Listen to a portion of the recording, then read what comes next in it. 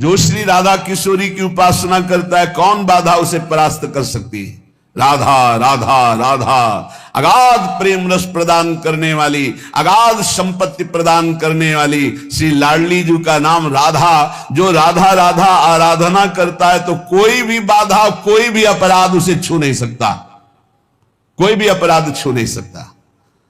ये पक्का समझो। हरिराम व्यास जी ने कहा है, शाप ताप रोग शोक दारुण दुख हारी, ये लाल इष्ट दुष्ट दलन कुंज भवनचारी, श्याम हृदय भूषण जित दूषण हित संगी, श्री वृंदावन धूरि धूसर रास रसिक रंगी, शरणागत अभय विरद पतित पावन बाने, व्यास से अति अधम आतुर को न समाने, श्री राधा प्यारी के चरणारविंद शीतल सुखदाई। साप, किसी का साप राधा उपासक के ऊपर लागू नहीं हो सकता।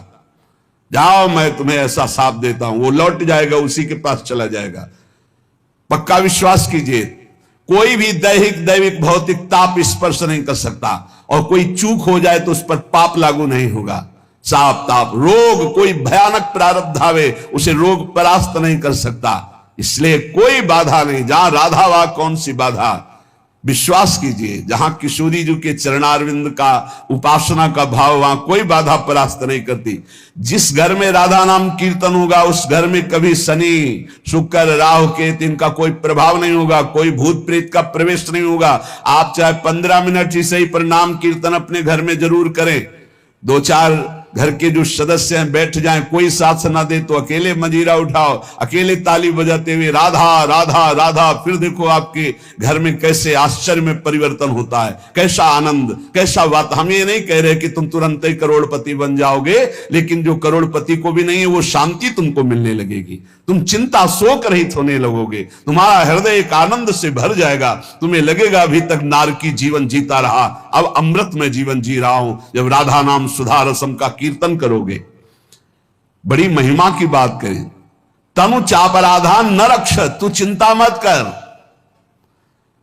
अगर कोई अपराध बन जाता है तो तुम पर लागू ही नहीं होगा, क्योंकि राधा नाम जापक हो, राधा नाम क्षमा कर देगा। कोई अपराध इस पर, इसका मतलब यह बढ़ावा नहीं कि राधा राधा बोलो अपराध करो, ऐसा नहीं।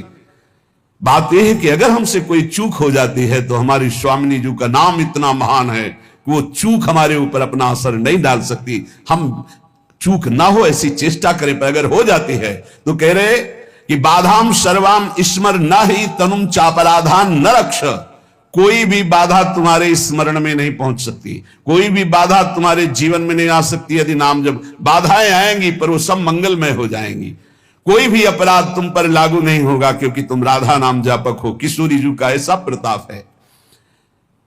मां याहार्तः क्वचिदपि विनाधाम राधा रसांधम, माधावाग्यो क्वचिद शुभम धाम वृंदावनम ही। राधा रसोन्मत्त उपासक यही चाहेगा कि मुझे वृंदावन का वास मिले। उसका हृदय हर क्षण यही सोचेगा अपनी प्यारी जो प्यारे जो की लीला स्थली में वास हो, रोज सत्संग सुनने को मिले, रोज भगवान नाम कीर्तन बैठकर वृंदावन की भूमि में करूं। इसलिए मेरी दौड़ भाग बंद हो, लाडली जो ऐसी कृपा करो कि कभी ऐसा सुलभ हो जाए कि मैं वृंदावन वास करूं। चलो आजीवन नहीं तो कुछ कुछ दिन वास करके फिर चला जाऊं। ये बड़ा सौभाग्य का विषय होता है कि 2 महीने में आप आए, 2 दिन रुके, फिर चले गए, फिर 4 दिन रुके, फिर चले गए। आप देखना इसका रंग चढ़ेगा आपके ऊपर।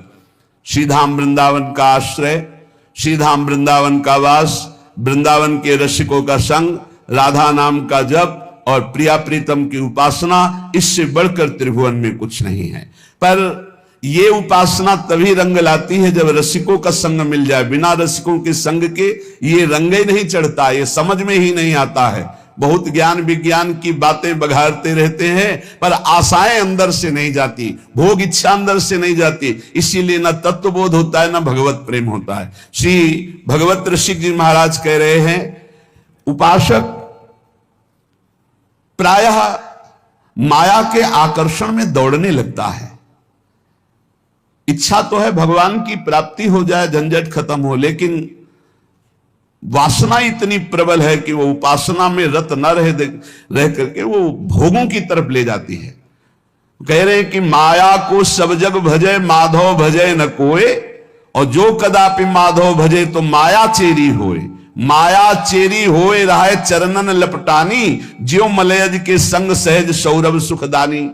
भगवत रसिक अनन्य होए सतगुरु की दाया, तो माधव से मन लगे मोह छूटे मद माया। अगर गुरुदेव की कृपा हो जाए तो माया से मन हट जाए, अहंकार से मन हट जाए, नहीं ये कर्ता भोक्ता भाव में माया के पीछे लगा हुआ है। संसार के जितने भी हैं जीव, ये सब माया के वशवर्ती हैं, माया के अधीन हैं। और जो उपासना में लगते हैं तो भी उपासना हरि की करते हैं, ये हुई साधना, और साध्य बना लेते हैं माया का। बहुत बहुत स्पष्ट बात है। यद्यपि साधना हरि की, उसमें जो हमारे पास विषय सामग्री है उसे साधना का एक अंग बना लेते हैं और साध्य बनाते हैं भगवत प्रेम को, भगवत साक्षात्कार को, तब तो उपासना सही बनी। लेकिन उपासना हरि की, जैसे लीला गायन है, नाम कीर्तन है, भगवत आराधना है, लेकिन साध्य हम मान लेते हैं माया को। ये धन मिल जाए, ये मकान बन जाए, ये भोग सामग्री मिल जाए, तो बोले माया कभी पकड़ में नहीं आएगी। ये मायापति के भजन में जब तक चित्त नहीं लगाओगे तो माया पकड़ में नहीं आएगी। जहां मायापति माधव का भजन शुरू किया तो माया तुम्हारे चरणों की चेरी हो जाएगी।